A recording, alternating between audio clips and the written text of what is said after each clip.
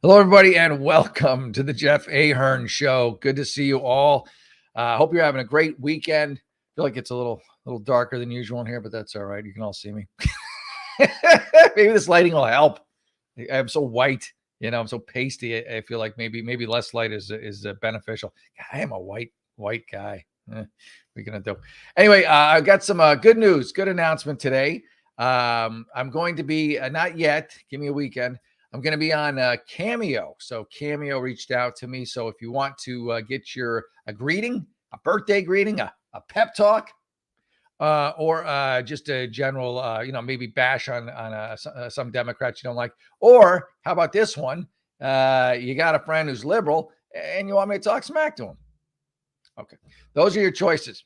So that's not up yet, but hopefully by next week. Next Friday, next show here, I will. It'll be up, and I'll give you the link and everything. You can check that out. So yeah, and then get it for the holidays, or just for a birthday. I don't want to wait till the holidays. That's a few months away. All right. So that being said, let's get into the news. But I am excited about that. So thank you very much. Also, shout out to Jeremy's Razors, Ahern 15 for 15% off of razors at jeremy'srazors.com, and check out my website, jeffahern.com. Okay, all the plugs are out of the way. All right, here we go. Fox News, Biden administration allies dismiss cocaine discovery as GOP fodder, political bull, and then S and then the dash T, which you can probably figure out what that is. Okay, Joe. Okay, Biden allies. Here's the thing. It can only be political fodder if you have a drug-addled son. Otherwise, you can't really be like, oh, you found coke in the White House. Oh, that's unfortunate. The thing that makes it fodder is your son's a notorious crack addict, kicked out of the Navy, I think, for it, or alcoholism. I think it was coke. This is why he was kicked out of the Navy. That was back in, 2012 or whatever it was, 14, who knows. And your son is on laptops doing crack with hookers and, prostitutes, whatever you want to call them, sex trafficked women. And he's exchanging, he's out, shilling you for bribes, for your influence, so without that, there's no fodder. You have fodder because you have you're insanely corrupt, Joe, and your son is your bag man. So therein is the fodder. Without that, nobody really cares. Someone did coke at the White House. The issue is your son, you dummy. And you. I mean, obviously, allegedly, you're taking bribes. If you look at Hunter's a Snapchat picture of him laying it, hey, my dad's next to me. That's you, Joe, by the way. My dad, I think. Let's assume it. I feel like he's crafty and gritty and greasy enough that I'm pretty sure he's a Biden. Your lineage, your genes, Joe. So he's selling right next to you. You're right next to him. He's like, give me $5 million. Give me $5 million. I'm gonna blacklist you with my old man, my buddy Joe next to me. It's laid out. It's right there. Snapchat. No one denies that it's not real, but no one's covering it. No one on the left. No, and so thank God we got the House. People are like, oh, we just got the House. Thank God we got the House, because these investigations would have never been open. And the wonderful news is, the floodgates have opened because the liberal media no longer has a monopoly on information. The social media outlets are starting to, under the pressure of financial losses, having to open up to more voices. And you've got places like Twitter now where it's wide open, and you can just say, and places like Rumble, where you can just say truth and not have it taken down because you're speaking truth that hurts the left. It's a glorious time that we're finally getting back truth that was taken away, that was squelched, that was just ripped from us by a bunch of leftist nuts, and then their voters are just like, yeah, okay, this is good, yeah. So that's why it's fodder, Joe. It's not political BS. What's political BS is the fact that you haven't been impeached. What's political BS is that we have a mainstream media that covers none of your graft and corruption that's laid out. I mean, it's follow the bouncing ball type simplicity in terms of seeing the graft as far back as when you were running for president. Before then, too, of course, the FBI was sitting on all that back then too. But it's readily available, and I've said this before. But there's never been a better time to be a journalist than right now. There's more stuff. There's more low-hanging fruit to talk about and have stories about than ever. But the irony is the liberal media can't touch any of it because it's all leftist. It's all none of it's good for the Yeah, I have a question for you because a friend of sure. mine actually brought it up and everything, and he looked at the media and he was like, "Wait a minute, the media is actually owned by a lot of folks that are actually conservative to moderate, or at least that's what their owners are, because they've actually given a lot of money to the Republican parties." But that's my good friend Jacoby. He was like, "Liberal media? How is it a liberal media when they're actually Oh my owned God. by folks that are not actually liberal?" Oh, I mean, where do I begin, Mark? Do we want to go down the list? CBS, MSNBC, CNN, NBC, ABC, Yahoo, AP News, Reuters. I mean, all you have to do, you Wait a got this minute. huge corruption scandal. Check all of them, or just look for the Coke one. The Coke one is that's clickbait, Mark. That's money in the bank. You put a Coke story up in the White House, that's an advertising bonanza. Everyone's clicking on that. Look at the news outlets that don't have that up, that aren't covering it. ABC, CBS, NBC, MSNBC, Washington, all of these, New York Times, you name it. And the No, Times like quite a buried the quite corruption a few of story. them were covering it. Our good folks in Britain were covering it. They actually said that they think that it was an area not by Hunter, but by the tourists, because they were hungover. It was 4th of July, and apparently it was an area that is very accessible to tour groups. So where they found it at was actually where the tour groups were. So they're thinking that a hangover tourist accidentally just left the bag laying around because he was hungover and left the bag there stuck in a corner. And that's actually what even NBC and some of the other networks have Oh, said, well, is if that it is NBC near said it, then it's got to be it's true. an Then entrance I near believe where it. the vehicles are and all in that space. So Hey, apparently it's in a heavily trafficked area for both tourists and staff to walk by. So it could have been well, a staff here's the member. thing: they've It could have moved been a the tourist. area 3 times. Like the area that they found the bag keeps changing, and it keeps changing to places that have more and more foot traffic. Like, we need to expand the pool of potential, criminals. Let's put this in the area where the most people come in. And I don't know if it's hunters, but it could very easily be hunters. It Or it doesn't could be have some to tourists be. that just happened to come by. It was high as a Uh, kite and decided to come by there and everything. I do have to teach you you're that's the reason. describing Hunter Biden. You just Yeah, described Hunter no, I Biden. had to tease you about something though, because I have come up with a great idea. I think that all our listeners here on Pod TV would agree and everything. But before the show, we were looking at the various candidates, and we were at an even 12 in the Republican Party. Too I think many. we need to go for the baker's dozen, make it an even 13. So It'll go happen. ahead, Jeff, and declare your candidacy. You All will be right. the 13th candidate. Go ahead and declare the candidacy and make you the 13th candidate, because I think that y'all just All need right. an even 13 candidates, a baker's dozen. So let's go with the baker's dozen. I need you to hear that you are declaring for the presidency here on the Republican Party right now, and then we will have All right. Hell easily yeah. I'll take it. I can use the PR. I am declaring my candidacy for the presidency of the United States for the Republican Party. And I feel like I might do better than Christie. I think I might pull more votes. Chris Christie. Ugh. you actually may pull more votes and everything. Uh, You're gonna love this one, and I have to teach you about this as well, because apparently there is speaking of the press, there is a press person that one of the candidates has soured on because, are you ready for this? They said that she is too Trumpy. So apparently Trump has soured on Carrie Lake because she's too Trumpy. Wait a minute, how can you be too much I liking had you? not heard that. So you're saying that Trump that a reporter said that Trump has soured on Carrie Lake because she's too. All right, well, Yeah. I'm not buying that. I think if she's very pro Trump, I think Trump is very pro her. It's just Well, like I said, she call me was a crazy, TV but I news feel like that's probably anchor likely. turned Arizona gubernatorial candidate, and she claims in Trumpy fashion that she lost the 22 election because she was a victim of election fraud. So she has repeatedly landed herself on the short list for Trump's 2024 running mates, thanks to her slavish display of definitely MAGA kind of things and definitely a lot of other things. But now several Trump aides are telling the Daily Beast that he is souring on the idea of her being the vice president. She's a shameless, ruthless demagogue who wants power and will do whatever she wants to get it, is what a Trump advisor told the Daily Beast. The advisor added, in recent months, Trump has been less enthusiastic about Lake himself. So apparently, while he used to be really in love with her, now he's feeling that she's a spotlight now. So definitely, most politicians spotlight hounds. I thought that was that's the whole point of being a politician. You're attention whore. I thought that was the job of being a politician. I don't care whether you were on the left or the right. I thought the job of a politician was to to wave your hands and say, "Look at me, I'm here." Yep. It's a power. It's the ultimate power position. Yeah, I mean it attracts a certain type of person. I mean, you need it. You got to have that kind of a person to be able to handle the job in the first place. But yeah. So I mean, I don't know. Maybe Trump's souring on her, maybe he isn't. But I don't. The Daily Beast is not. It's for me is not the.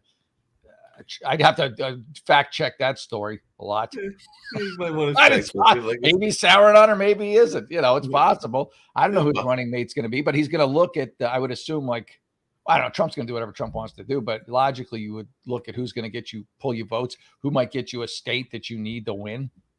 Something like that. Pull a governor out of a state, out of a swing state, or someone at least popular who can pull a swing state your way. I have a novel idea for you, and you're going to love this one. I mentioned to you, and he is popular in certain camps, and he is definitely popular in various kinds of attitudes and some of the things people enjoy, some of the people things don't enjoy. But how about this for your ticket? By Trump West. So West is the third party candidate, Cornel West, and he definitely has some draw and all in that space. So how about a Trump West candidacy and along those? I don't see it happening. Any more than I see a Biden West a candidacy happening. And speaking of, and I think West would be better than Kamala. I think pretty much anyone would be better than Kamala at this. West would get. I don't want to give the Democrats any ideas, but West would get him like the fringe vote if they made him like VP. Kamala's out with more word salads. I didn't have a chance to really look at it. I just saw briefly, and she's just like making no sense again, like she always does, and then laughing at the end of it. Some other group. I mean, this is it's like she's less popular than Biden. That's like almost statistically impossible, but it's apparently true. Nobody's popular as a politician. I told you. I think we're going for a monarchy and everything. There was a mayor of New York. I think he was a Democrat as well. That apparently is going through a divorce. So now people are talking about that and all in that space because Bill de Blasio was part of a interracial relationship, and sometimes that's become almost passe that people don't even care, but some people do care and everything. But definitely they are going their separate ways and all in that space. But Bill de Blasio and Charlene McRae are separated, and I saw that was a news story that was out there, and they were saying that they weren't necessarily divorcing, but they were going to separate it. I guess try to figure out what was going wrong. People. We're going to go out and horn dog. We're not attracted to each other anymore. We're going to go out and get it on with other people. It's like a story we don't need to have. Like I read it too, and I'm just like, okay, good, congratulations. Well, Gwyneth Paltrow used the terms that I had never heard about.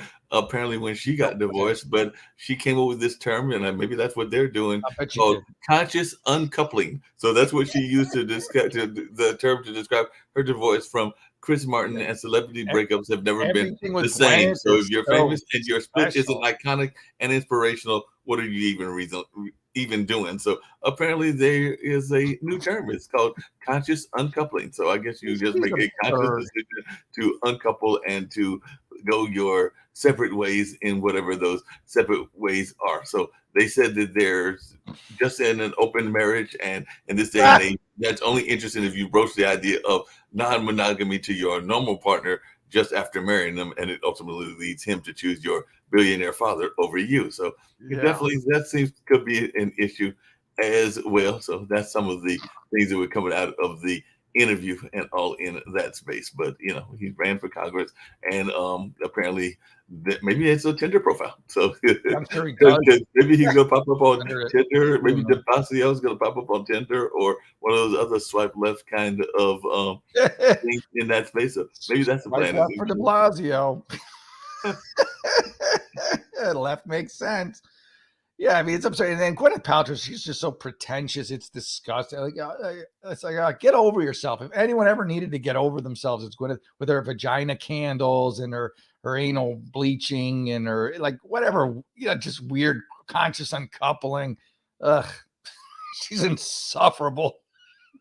And apparently De Blasio said that he occasionally had doubts about their marriage because apparently his now separated loved one had previously identified herself as a lesbian. So maybe it was a situation where they were doing that arrangement to win votes. I don't know, but Yeah, of course. I guarantee it was for votes. It was like, De Blasio he was one of these, probably the worst mayor in New York history. I mean, Eric Adams, I'm not a big fan of him, but De Blasio was, I believe, far worse.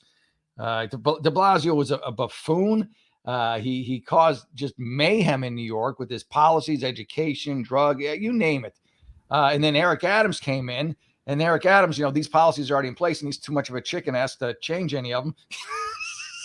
So it's all spiraling out of control with DA Alvin Bragg, the progressive, liberal DA there, and the no cash bail system and all the sanctuaries. It's just, and Adams is just sitting there going, do something, change something, Adams, and stop running around like a big crybaby. Speaking of doing stuff and gaining calling something, people slave owners.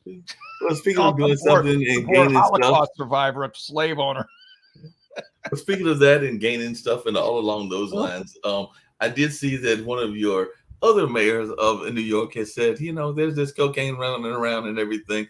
I've investigated a lot of other things. I've been in the federal government. I've served under Trump. I've done a number of other things. So if you want me to, I will investigate for you. So apparently Giuliani has said that he will investigate the cocaine if folks will just call him in to be the investigator. So are you ready for the Giuliani cocaine investigation? Because he said that, look, I'm willing to come in there and investigate and see what the core issues is and what's going on here and come to the bottom of this. Giuliani needs to drift off. He needs to go away. He's a disaster. I mean, I thought he was an amazing mayor. When he was mayor of New York, outstanding, great job, terrific, bravo. But since then, the cracks have started to show themselves.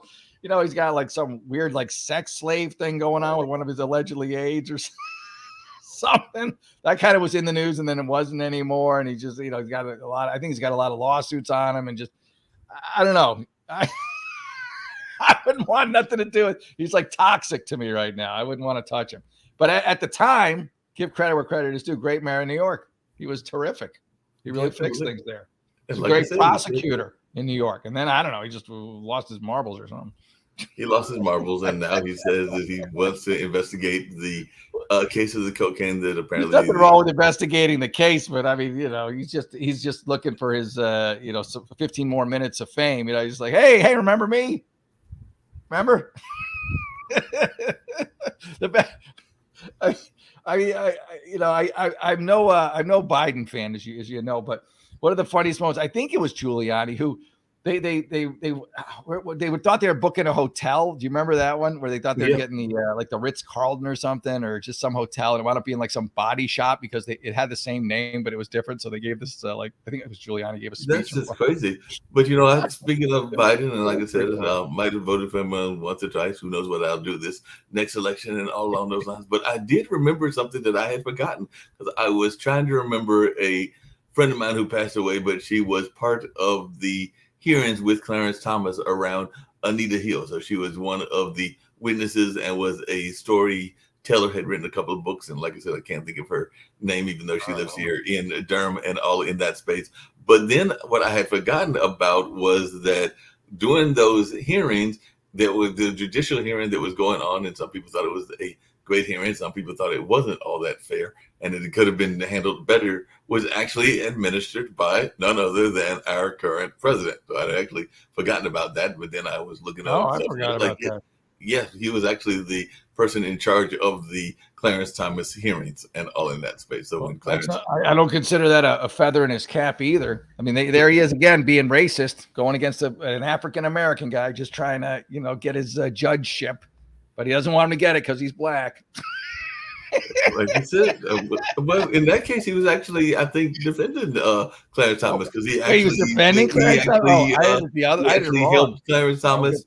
He actually is the one that helped really kick out the case. Yes, he kicked out the Anita Hill case. So wait, he was pro Thomas? In that case, he was pro Thomas. All right. Well, again, credit where credit is due. Good for him. That's all right. Good, Joe. Good job. Pro Clarence. And then it all went to hell after that, I guess. Yep. So he was actually on Thomas's side Taking in that particular case, and not on Anita's side. Okay, I just assumed Anita, but yeah, okay. If you're a pro Clarence, all right, respect. Right. I like Clarence Thomas. I don't think it's fair to the left because they don't like him. They call him a white supremacist. That always makes me nuts. It's like, really? Come on. You could do better with your insults. Biden is a confusing, he's a real chameleon because he was pro segregation for a while coming up. He didn't want busing, black kids to white schools, and then he's like Mr. Liberal. He's a chameleon. He's a political operative. He's the consummate political operative. He's completely corrupt, and his family is followed in his path. But now he's the president. I mean, I thought that was part of the prerequisites was to be an operative in any form of politics. Well, that's why people like Trump so much, because he came in like, "Hey, I'm Trump. I'm going to do my own thing." Yeah. Yeah, I mean, there have been a couple of folks that have said that. Trump said that. Obama said that. I think even Carter said that, and Clinton. So Carter, I like Carter now. I didn't like him as a president. I mean, he was a peanut farmer. He's probably my favorite president after he was president. Like he just seems like a really good guy. He's always helped building houses and running around. He's still alive, right? I mean, he's still alive. As a matter of fact, him and Rosalind just celebrated I want to say it was their 77th anniversary. So they've been married forever and everything. We already double checked that, but I know I was looking online. They were talking about this. Yeah, here in July, this is their 75th anniversary. I'll tell you the exact date and everything. But yes, it's early today. Jimmy and Rosalind Carter marked their 77th wedding anniversary at home in Plains, Georgia. So they have been married for 77 years. So they got married 77 years ago. That would have been 1946. So they have definitely been out there for a while. And today, literally today, is their 77th wedding anniversary. So wow, good timing. That was that was his shtick. He's the peanut farmer from Georgia. He's a Georgia peanut farmer. Yep. Not a great president, but a good dude, solid dude. He's a solid guy, solid person, and all in that way and everything. And so people have their different aspects of what they do and everything. I was not the fan of everything, but there were some things that Reagan did when he was alive that I thought were Reagan great and everything. But I thought he was a really good actor. He was a great actor. Him and Bonzo or whatever. I never saw any of his films. Yeah, he had the westerns and all along those lines. Westerns, that's true. Yeah, he was a western kind of guy. So I love Reagan. I love Reagan. He was by far my favorite president, hands down. 80s were, I think, the best. I mean, the excess of the 80s was nutty. But it was my favorite decade as a human that I've existed in. It was an awesome time in the 80s. Man, let me tell you, ask anyone about the 80s. Like, that was the best. I loved it. The 80s was the greatest. There was that whole Me Generation Wall Street kind of thing and all in that space that you just kind of alluded to. But yeah, I just had to make sure that we made that official announcement that we now have a baker's dozen. So I'm going to bounce off and let you get back to some more news. So Jeff Ahern has announced on Pod TV he is running for president, and I'm going to be his campaign manager. So we have 13 candidates running right now. So Jeff Ahern has announced on Pod TV that he is running for president. So we have an even baker's dozen going right now. So I'll beat Christie. That's my goal. I'm gonna beat Chris Christie. He's got a bit. I mean, I don't want to be fat phobic, but Christie, my God, have you seen him? He looks like the Goodyear blimp. That guy's not gonna last. I mean, they're gonna have to get new furniture for him at the White House if he ever won. And now I'm not joking about that. I mean, have you seen? Google him.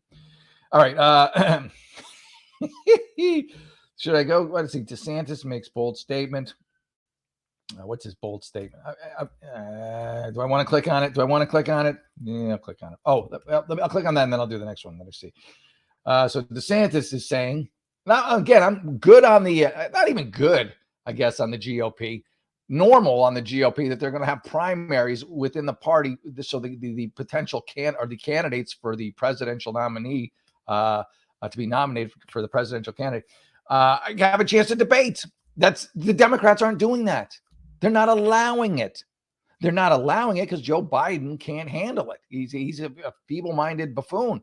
And they don't want to point it out within, I mean, how are they going to, they would have to assault their own members of their own party that pointing out that Biden is clearly cognitively deficient and can't handle the job. And so the Democrat Party has, again, sequestered free speech, squelched free speech, and is not allowing any form of open debate within their own party and choosing their nominee, which should horrify you if you had a brain. But again, the Democrats, they voted him into office, so it's questionable. And let's talk about the disparity. Me and Mark were just discussing 13 candidates now. Thank you. Maybe. And on the Republican side, on the Democrat side, I think there's 3, right? You got Marianne Williamson, you got Kennedy, and then you got good old big guy Joe. So why only these 3 candidates? Why not more? Because the Democrat Party has clearly put it out there that you are not allowed to run against Joe Biden unless you're a rogue, Democrat, which both Marianne Williamson and Robert Kennedy Jr. Both are. They're both, they're outliers. So of course they're the only ones, who are just like, to hell with you guys. You guys don't like us anyways. We're going to run against them. Everyone else is falling in line in lockstep and just sat back and okay, so we'll take one for the team. It's just being polite because the country, we're already screwed from the 3 years that this Yutz has been in power. Got to dig out of that hole. And these idiots are going to let them, ideally, if everything works out in their favor, let them give them another 4 years or however long it lasts before word salad Kamala takes the helm. Oh, heaven help us if that happens. Back to DeSantis, and I'm a big DeSantis fan. DeSantis commits to first GOP presidential primary debate, regardless of Trump participation, as you said. And I cannot imagine that Trump would not participate. I just don't see that happening. I mean, Trump, he could threaten that he won't participate, but I don't see him not participating.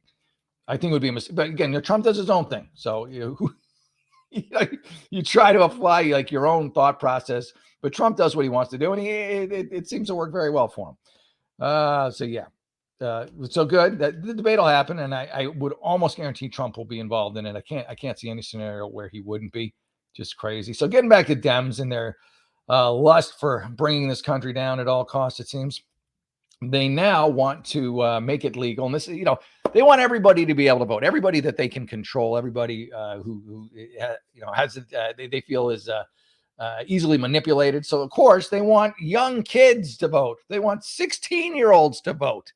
Those are gimme votes for Democrats. If you in a liberal area or a close area, these kids have been indoctrinated in these Democrat schools for their whole lives. So they instantly hate Republicans. They're incapable of free thought, of logic, of reason, because that's what the Democrat controlled school boards have this squashed out of them. And so, these are gimme votes, and they need them because more and more people who are developing cognitive abilities are realizing what a disaster the Democrat Party has been for them. So they want 16-year-olds. I think it's in Massachusetts. To be able to vote. And of course, they want illegals to be able to vote too, because that's the whole reason for the wide open border. Make no mistake about it. It's not Biden's just like, oh, yeah, everybody come in. Let's love each other. No. Everybody come in and vote Democrat. That's the deal. So everybody going to come in. And then, especially in these liberal cities, areas that, are getting less liberal by the day because people are just like, even the liberals are like, oh, this is a nightmare. My friend got stabbed. The 911 hold times are off the charts. The cost of living is high. You name it. It's bad. It's in a liberal city. So they need these new influx of voters to dupes to vote Democrat in the next election in order so they can maintain power. So this massive voter drive, and with it, fentanyl and sex trafficking and everything is coming across the border. And they want to make everybody a citizen, and they want everybody, the younger, the better, to be able to vote. If they could, they would probably lower the age or restrict the age. If you're like over, say, 60, 65, you wouldn't be able to vote because you probably would vote Republican. You've got wisdom, ideally. You've lived your life. You've seen what communism and socialism done. You may have even fought in a war to prevent it. So you realize the dangers of the left. So they wouldn't want you to vote. They want some dopey kid who they've been, telling to hate Trump for his whole school career to vote Democrat in the next election. Duh. All right, let's talk about what's going on in the New York Post. It's sad. I usually don't do the sad stories because they're sad. Let's be upbeat. But yeah, so mom of a CVS worker charged with murder and fatal stabbing of serial shoplifter. He said acted in self-defense. So you got a serial shoplifter, and there'll be a court case and they'll figure out what happened. But serial shoplifter, that alone should be a trigger. Should be something that you would be serial. Really? Why? How is that possible? Why would a person who shoplifts be able to continue shoplifting? Because it's New York. Because it's a liberal city. Because there is no consequence for shoplifting. There isn't. That's why people keep doing it. That's why more people keep doing it. That's why stores keep closing. Go to San Francisco. You've got the downtown area decimated. Stores can't stay open. Nordstrom, Target's got everything locked up. CVS is closed. The Westfield Mall, the biggest mall, that just closed. Old Navy's gone. I mean, it's a long list. Not even counting the mom and pop shops, Whole Foods. They can't stay in business because people just come and steal everything and leave. If you have a business model where customers need to pay for your goods and services for you to stay in business, you can't succeed in San Francisco. You can't stay in business.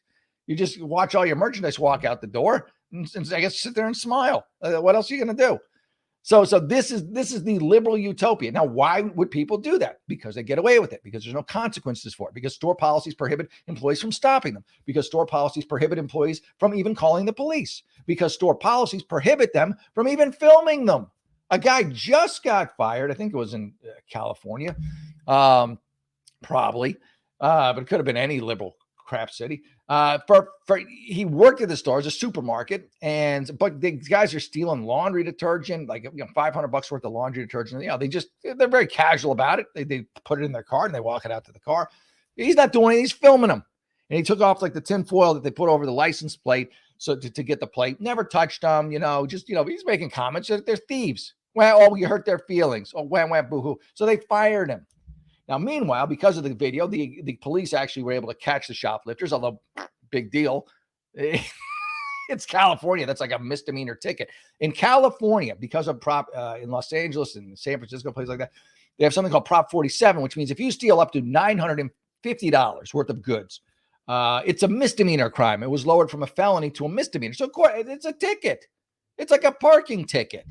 You're not going to jail. You probably won't even get the ticket. The only reason the cops went after this guy was because it became a big news story. So, and again, I just don't support stores. I don't support governments. I don't support anyone who doesn't understand the concept of deterrence. And so here you have a shoplifter, a serial shoplifter. This doesn't happen if this shoplifter, after a 7th or 8th or 9th or 10th or whatever, 12th time shoplifting, goes to jail. He's not out to be killed. He's not out to kill someone. He's where he should be. He's incarcerated. Jesus. Makes me nuts. The Britney Spears backhand thing. That's messed up. Britney Spears, in case you didn't know, went up to a guy named Victor. He's an NBA guy, or will be. Victor again, he's newer. I don't know how to say his name. Wembanyama. And asked for an autograph. Didn't ask. Actually, she grabbed his back and like tap, or whatever, trying to get his autograph, his attention. So the security guard, big dude, bang, backhand, knocks her to the ground. Like, what the hell? Look at is this really a big threat? The Britney Spears sized woman just like, hey, I mean, this is what happened. He's a very popular guy. This must happen constantly. And you're just going to backhand her? What the hell's the matter with you? And the NBA stars like, oh, he's on his security team side, probably because he doesn't want to get sued, but I hope he does because of his response. His response should have been, oh my God, this is terrible. I'm going to fire the security team. There's no excuse for this. His response is, well, she was trying to grab at me. Shut up. You're a 7'7" dude. It's Britney Spears. I don't know. Was she 5'4"? I don't know. You really? You're in imminent danger that your nut security team had a cracker in the head. Jeez, man. Yeah, not great way to enter the NBA, dude. Like, people just apologize. Be in the wrong, even if you're not directly in the wrong. Just, I am so sorry. Is it such a hard thing? For him, it is, and so now it's going to blow up and become this big thing. And good, jackass by relation. Hiring this, you're responsible for your people, man. Let's see. We keep rocking and rolling here. This crazy woman, racist, lunatic. I didn't see the whole thing. It just popped up. Too cruel for pool. The Post. I do love it. It's the punniest newspaper out there, and I do enjoy them. Bikini clad woman. Already you got my interest. I know. That's terrible. Whatever. Bikini clad woman goes on racially charged rant against family at Colorado apartment complex. And she's been outed. And she's going to get canceled or whatever. And, I don't like racists. I hate racists. So I have no problem when they're getting canceled. I don't mind when people, get, I don't want to say get canceled, but I don't mind when an actual racist suffers the consequences for being a racist. But just because you have a differing opinion from someone that doesn't jog with the leftist ideology and they're just like racist, no. I think differently than you do. Where everyone's individual. If we're all not in lockstep, unless you're a Democrat, and then you all have to be. That's why there's only two candidates running against Biden. Both of them are outlier rogues. Everyone else is dialed in. Nope, not on the program. Can't do that. Nope, no debate. Yeah, great idea. Let's not have any free speech within the party. Yep. Joe's our guy. Corrupt Uncle Joe. But I'm digressing. So yeah, she's probably going to get fired, as she should, from her job. But again, these people who get canceled, you got it. I feel like you give everyone a second chance. So hopefully she gets her ass together. From the video, I don't think so, but I wish the best for everybody. I hope she has an epiphany, a come to Jesus moment, and she welcomes everybody into her heart. We'll see what happens. Megyn Kelly. I do love Megyn Kelly. I do enjoy her. Megyn Kelly, a twist knife in woke Disney. See, this is why I like her. Plus, she's incredibly attractive. Megyn Kelly, twist knife in woke Disney after it lost $900 million on box office flops. Yeah, because you get woke, go broke. It's simple. They woke it up, and these things tank and good, and so they're laying off people. Good. And their parks are way overpriced to begin with. So I have no problem with any of this. If you continue to follow the path of wokeness instead of the path of entertainment, the path of unity, then you should suffer the financial ramifications. Again, it's called consequences. Without consequences, you have the left. I don't know, pick a movie, pick a woke Disney film, and you'll like a Lightyear, whatever it was, that train wreck, just any Disney or Pixar movie where people are making out, saying we don't need it. Just run the film. We don't need a lot of sex in the Disney, in the G-rated, the Pixar films. You're kissing, whatever. Entertain us. That's why we're not coming for woke lectures. Clearly, you're losing $900 million in box office. No one wants to see your crap woke lecture. Entertain us. Look at the Mario movie. Killed, destroyed, amazing, phenomenal. Why? Because it was goals to entertain kids. There was no agenda. There's no woke. You don't have to have a woke agenda. And if you do, good. You should lose money, dopes. Just do your job. Entertain. Hey, Mark, how's it going?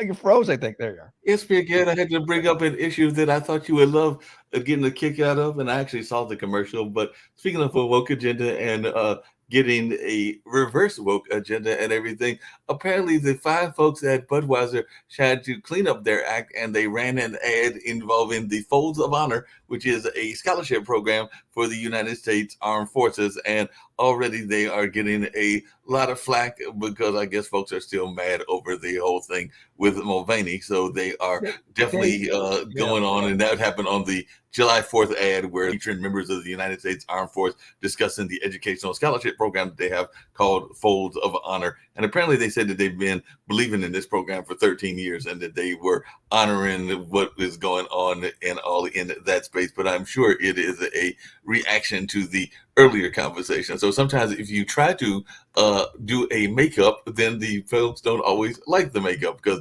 apparently there is folks that are disgusted at what happened on this 4th of July ad and all in that space, even though, like I said, it's a ad where it's a big football field and they're talking about how many scholarships they are giving to they haven't addressed the underlying issue. They have not apologized to their primary consumers, to their brand loyals. They refuse to apologize. So all this is seen as just another opportunity to apologize where they haven't, where they're digging in their heels and saying, no, we're never going to apologize. We're never going to. People are like, all right, we're just not going to drink your beer. You can come up with all these, sentimental Americana commercials you want. They what they need to do is say, hey, do a commercial where they fire their CEO and make that the commercial. Look what we're doing. They bring a camera and they fire him. And then he's like, what? Huh? You're fired. Get out of here. You did a terrible job. You never apologized. We want our loyal customers back. And then they bring in some American patriot guy come out to be the new woke CEO and not woke CEO. Or they got the same problem. And then now they're like, all right, yeah, give me my Bud Light.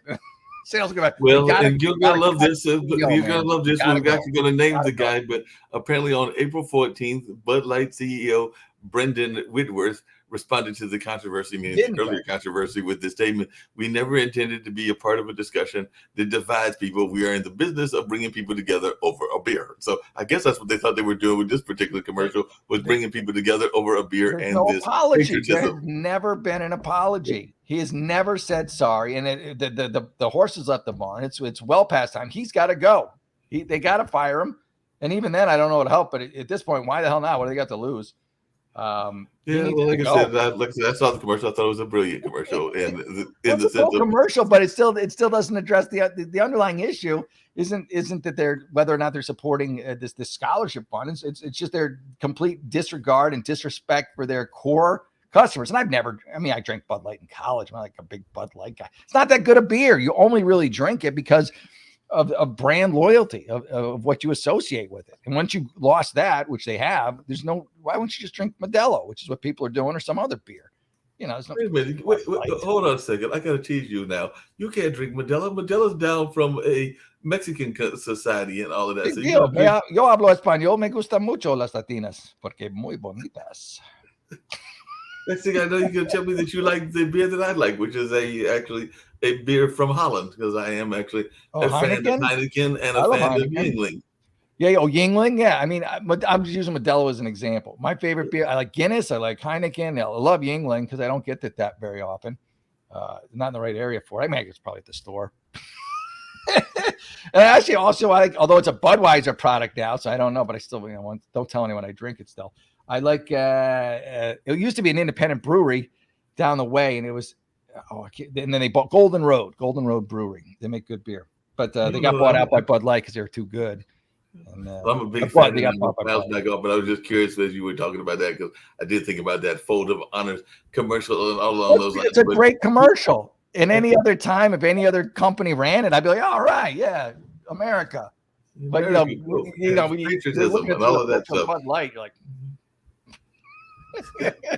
But we do need to give a shout out, and I'm going to let you go back to the rest of the news, but we got to get a shout out to the microbreweries. We do have several of them around here in North Carolina, and I'm a big fan of the microbreweries, and they do some amazing job both here on the East Coast and the West Coast and a number of other places as well. And sometimes they even are branded according to the communities, because I know there's one in Harlem called Harlem Brewer that Celeste Beatty has done, and there are a number of other great ones that are out here, including some that are even in this area, like Full Steam and some others that exist. So in Ponosaurus. So there are some great microbreweries out there as well. So big shout out to the microbreweries. Yeah, I enjoy good beer, which is why I never drank Bud Light.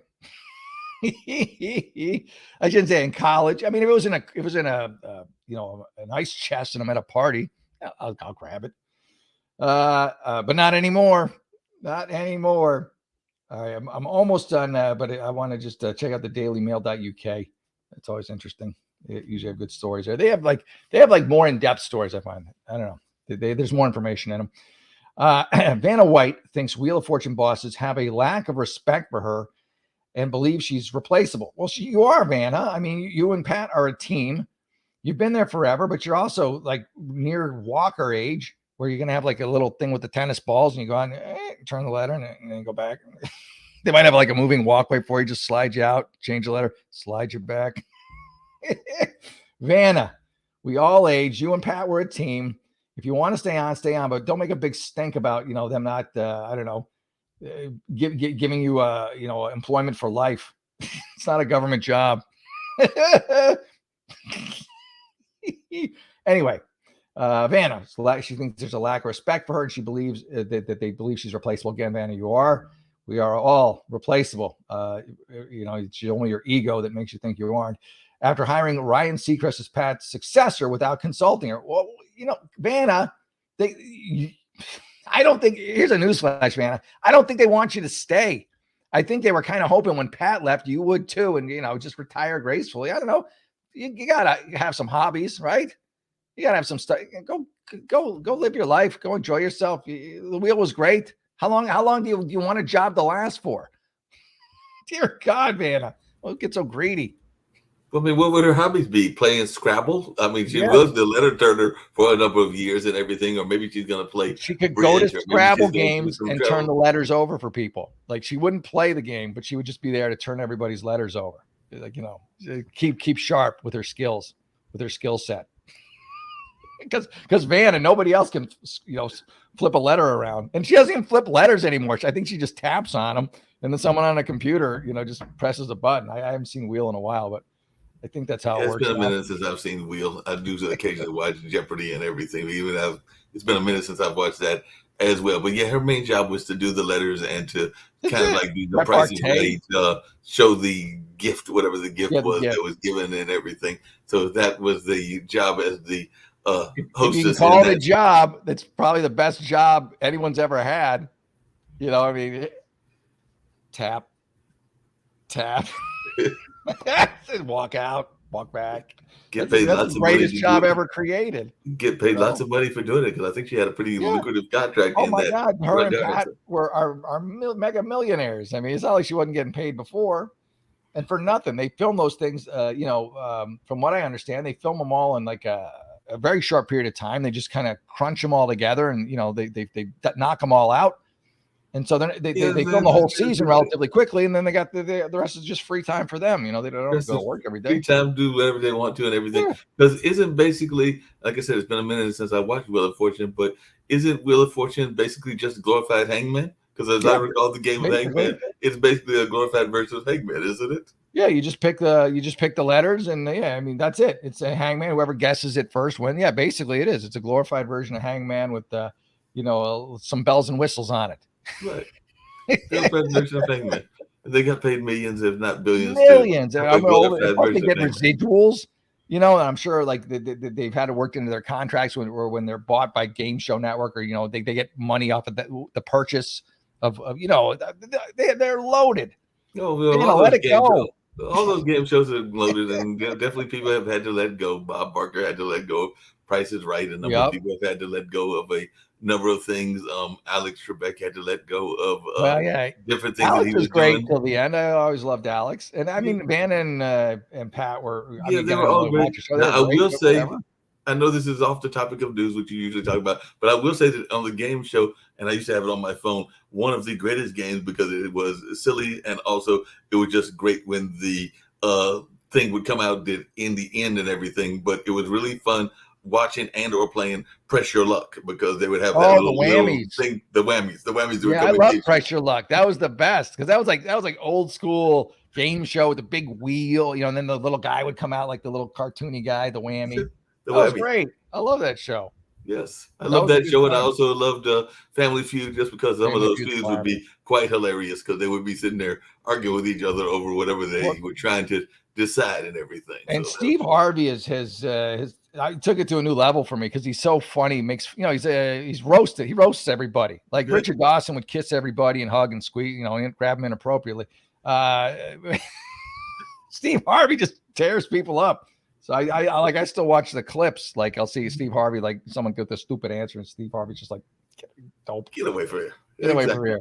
It was a great show. Just like I remember back in the day, and I'm going to bounce off again, the Let's Make a Deal. But that was also fun, because people would do some very silly things in order to get the deal. So they would the absurdity of the audience, the costumes. Yeah, I mean, it was comedy. It was just was totally comedy, and it was even had sitcoms that played into it. Like, I think there was a I Love Lucy episode, and maybe even an episode with Happy Days and a couple of other shows that featured as a backdrop. I got to go too, but as a tie-in, I've been on 2 game shows. I was on the Gong Show, not the Chuck Berry version, or Chuck Barris version, but the more recent one. And then I was on Mental Samurai with Rob Lowe, and I actually won $10,000. So that was cool. And then I got beat by a guy who married his cat. He married his cat? That was his shtick. Like he legally married a cat or something, but like he was a ringer. Like he won like 3 weeks in a row. You know, like I got 10,000, and he was the returning champion. So he comes back. He's got to beat my time, and he's just like bang, bang, bang, bang, bang. And he gets to the last question, and I don't know if he just paused for dramatic effect or whatever, but he looked like he was struggling with it. And then well, two things I got to ask you, and then one is that even legal? I mean, I have had cats in the past, but I don't know that I would ever marry the cat. You got to go back and watch the episode where they do the backstory on him. But yeah, like that was like his backstory was like he married his cat. I'm gonna have to find out how you legally married the cat and everything. I don't know. But coming back to the politicians and the game shows and everything, maybe that's what we got to do for the election. So we will get out 3 boxes like they used to do on one of those shows that we were just talking about, and we'll get out 3 boxes, and then the contestants will come out, and we'll have a contestant representing the electoral, and they will pick the box, and the box will be our president for 2024. So we'll do let's make a deal version of presidential elections. I'll take the box over Biden anytime. Well, give me whatever's in the box. If it's a goat, all right, that's fine too. they would do that where the door would open and there'd be like. No, I saw that on Twitter. I saw that on I think it was Instagram. It was somebody there was a young lady walking around. I don't know what she did to get the objects, but she asked the person that whether they wanted $10 or the box. And the first gentleman took the $10 and the second gentleman took the box. And I think the $10 gentleman was a little bit upset because in the box was a PS5. So after he opened the box, there was a PS5. So that was rough because the first guy's like, yeah, take the $10. And then the second guy was like, I'll take the box. And when he opened the box, he had the PS5. If it was $10, I'd take the box too, man. That's just, $10. What's $10 these days? Exactly. And that's the box is probably with inflation is probably cost you $10. The box by itself might be $10. Exactly. Crazy. Well, I'll let you get out to your closing, but as always, it's been fun giving you a hard time. Yeah, enjoy it. Thank you, Mark. Always love talking to you, bro. So I'm wrapping up, but have a great week, everybody. And again, check me out on Cameo. I guess next week by next Friday it'll be up. I'll give you more information, and I'll do I don't know, whatever you do on Cameo. So like again, can I get on Cameo? Yeah. I've got a decent voice. Can I get on Cameo? Can I do stuff from the left side? What do you have to do to get on Cameo? I don't know. I got an email from them, and they I guess I have enough subscribers on TikTok and Rumble, and they're like, yeah, you can do cameos now. I'm like, okay. So all I'm gonna do is I gotta do it today, or I'll do it this weekend. But you put up a picture, I think, and then fill in the whatever your price is. I don't know. I don't know what to do. I'm doing. I can explain it in detail next week after I do it. But hey, I'll take it. Details. I'll take it. I'm saying $25. You get a birthday greeting. I'll pep talk your kid, or I'll insult your liberal friend. One of those things. That could be my pitch right there. Cameo, if you're listening, I'll do insult whoever you want me to insult. Cameo, if you're listening, I'll do the opposite. So Cameo, if you're listening, I'll do the opposite. Well, we'll see. I mean, I could charge $1,000 a Cameo, but if I don't, nobody buys one. I'm gonna have to lower my price from 25. I don't know. Maybe I'm being too optimistic. We'll see. We'll see what happens. We'll see what happens. We're gonna go out with your Jeremy's razors, but I'm gonna go out. Yes, Ahern 15. All right, buddy. Have a great weekend, and God bless everyone. And I'll see you next Friday at 10 o'clock. Bye, everyone. Hello and welcome to Newsday with Jeff Ahern. I'm your host, Jeff Ahern. Today's top story. Remember Harry's Razors, the company that stopped advertising with the Daily Wire after hearing something as innocuous as boys are boys and girls are girls? They called it inexcusable. Look, I know you're a grooming company, but you don't have to take the grooming part quite so literally. I'm surprised that razors don't come with a rainbow handle and a discount code for a sex change, especially after deciding to put their emphasis on pandering over product. But credit where credit is due. Their product is great at exfoliating. It exfoliated conservative customers right off of their balance sheet, taking a straight razor to profits and leaving a once loyal customer base with a really bad case of razor burn. And for what? Not being in lockstep with leftist wokeism? This has to be the greatest shaving blunder since someone gave Sweeney Todd a chair at the local barbershop. But who can blame Harry's Razors for buckling under the pressure of a Twitter user's complaints? I mean, this guy had 2 followers. Look out, Kim Kardashian. Here comes what's his face. And I bet one of his followers was probably trying to sell him crypto. Harry's claimed they were pulling their ads due to a values misalignment. What values? Woke grandstanding? Progressive preening? All you did with this woke publicity stunt was make your entire company as disposable as your razors. Because there's a new shave in town, Jeremy's Razors. Because I don't want another woke lecture. I want a tungsten handle, flip back trimmer, shave fit for a man. Blades sharp as truth that cut through bearded stubble like common sense cuts through liberalism. A razor for deep shaving deplorables, for flyovers with facial hair. A man's razor from a company still willing to admit there's such a thing as a man.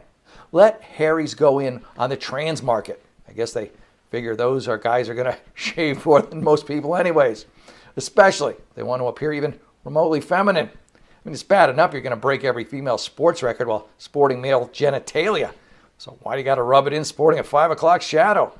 It's time to take a stand against woke cancel culture with a great clean shave. And don't forget to lather up with Jeremy's shaving cream before you do.